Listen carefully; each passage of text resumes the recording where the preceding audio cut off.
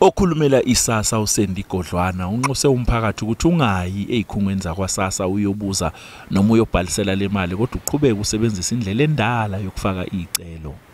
Ngalezi insuku laso besikhokha khona isibonelelo sikahulumeni sizocela ke ukuthi ke iziphathimandla zaseposini njoba kuyizona ke ziyithumela imiyalezo esho ukuthi abantu sebengakwazi ukuthi bazoyilanda imali ngalezo insuku bazama ukuthi ke abantu bangezi la bazolanda u350 ngenxa ukuthi sizama ukugwema isiminyaminya online abade eposini njoba sazi ukuthi mesikhokhela abantu kuyagcwala kakhulu.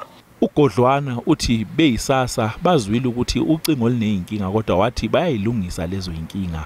Sifuna ukubazisa abantu basemphakathini ukuthi ingcingo noma ke abantu abafonayo baningi kakhulu. Siyacela ukuthi ke bonke abazama ukufona babe nesineke baloke bezamile bawuze bakwazi ukuthi bangene. Abantu basengaqhubeka nokufaka izicelo zale mali ngokuthi bathumele umlayezo kaWhatsApp enombolweni ethi 0820468553 noma bashaye bathi *134*7737# noma bathumele i-email ku srd@sasa.gov.za.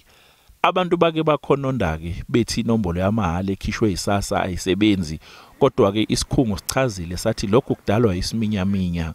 Le nombolo ithi 0800 60 10 11. Siphinde inombolo 0800 60 10 11.